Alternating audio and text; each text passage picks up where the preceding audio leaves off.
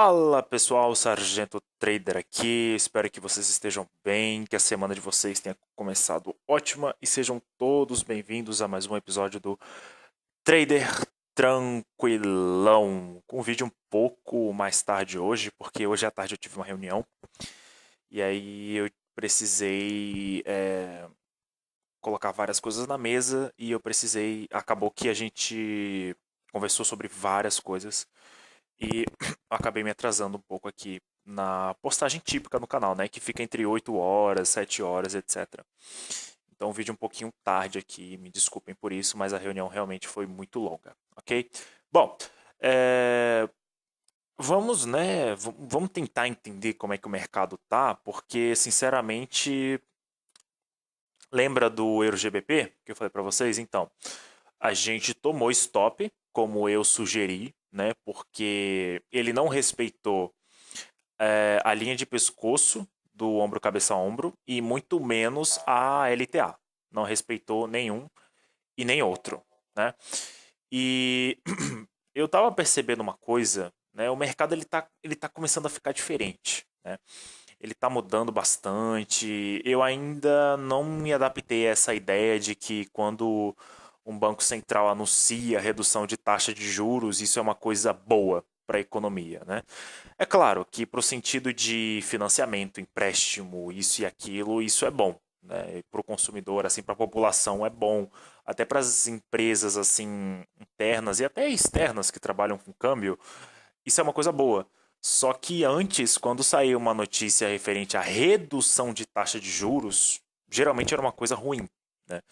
E eu não comentei para vocês, mas eu já cheguei a trabalhar com pessoas que falavam muito de investimentos. Eu já cheguei a trabalhar com alguns assessores de investimentos em escritórios e etc. E sempre quando o papo era redução de taxa de juros, isso era uma coisa ruim, né?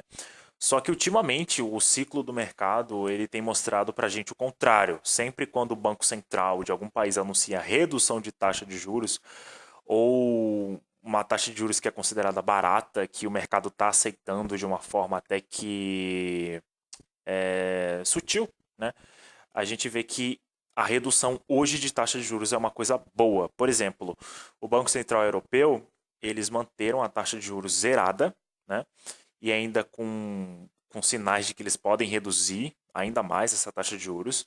E por eles terem mantido a taxa de juros zerada, isso foi uma espécie de estímulo para as pessoas pensarem em negociarem euro, mesmo com esse momento ruim do euro, por conta dessa notícia referente à taxa de juros, o mercado fez essa perna de alta aqui, como vocês estão vendo, que aparentemente as pessoas gostaram dessa ideia do Banco Central Europeu manter a taxa de juros zerada, sem aumento e sem nada. E além disso, além deles anunciarem a taxa de juros permanecer inalterada, eles também comentaram a ideia de reduzir ainda mais a taxa de juros. Ou seja, eles vão ficar com a taxa de juros negativa, o que vai ser ainda melhor para as empresas conseguirem produzir, também para algumas empresas quitarem dívidas, ou até pessoas mesmo comuns, pessoas físicas que têm dívidas, etc. Aí vai ter aquela ideia de juro,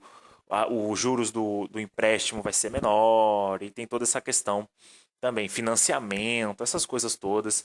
E também não só isso, mas a taxa de juros ela não influencia só em empréstimo, financiamento, isso, ela influencia em várias coisas.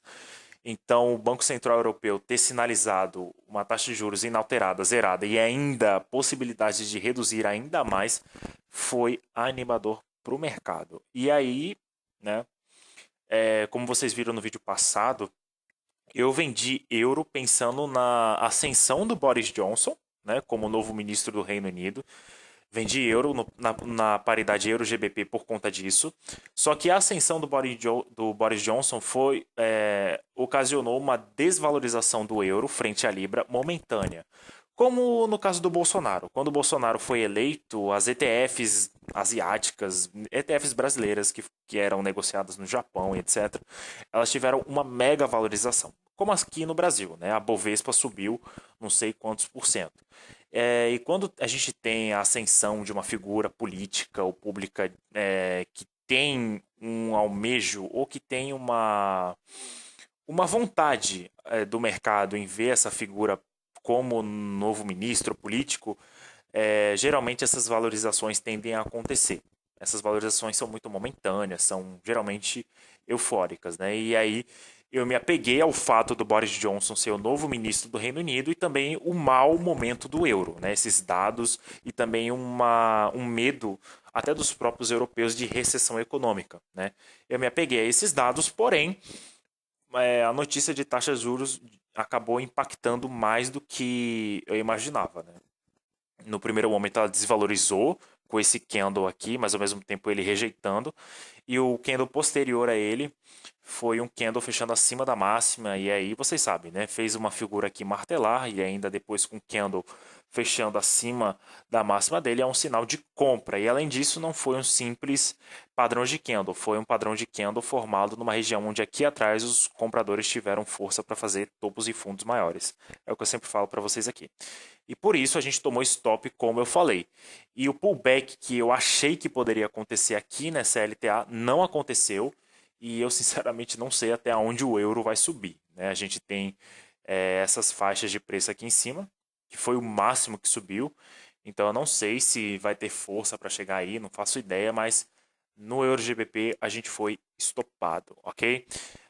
NZDCHF eu estava esperando confirmações, acabei esperando demais, só que eu ia entrar vendido hoje, porque ele rompeu aqui e ele deu esse martelo aqui, né? Ele rompeu com gap, ou seja, com gap de quebra. Depois veio com esse martelo aqui perfeito praticamente e a gente teve um fechamento abaixo da mínima dele. Porém, por que eu não vendi? Eu não vendi porque o mercado começou a rejeitar aqui, começou a dar uma consolidada aqui e também foi numa região aqui onde aqui atrás foi um suporte importante, como vocês podem ver. Aliás, não só aqui, mas essa zona toda aqui, ó, é um suporte importante. No gráfico de linha fica até melhor de ver. Aqui, ó, foi um suporte importante. Então eu acabei não vendendo por conta disso. Eu acho que se eles fizerem, se o NZDCHF fizer um pullback aqui, aí eu penso em venda, só que o meu alvo ele vai ser muito maior, ele vai ser muito mais distante, né? Eu vou pensar em colocar meu alvo mais ou menos nessa região aqui. Por que, sargento? Porque como ele já chegou aqui nessa região e o que a minha estratégia sugere, né, de oferta e demanda? Sugere que o preço ele possa voltar para essa zona de rompimento aqui, para ganhar força novamente para buscar alvos maiores, ok? E como a gente tem uma tendência, um canal de baixa aqui, eu penso nessa hipótese do mercado fazer um pullback aqui e aí a gente pensar num alvo aqui embaixo, ok? CAD e Iene, a gente continua comprado aí, o mercado está subindo, né, a nosso favor, chegou na extremidade do canal, mais uma vez, né? E a gente está comprado aí, né? O nosso alvo está lá em cima. A gente está buscando 11 dólares e 17 pips, não, 11 dólares e 17 centos aí. Em pips, a gente está buscando 1.216 pips.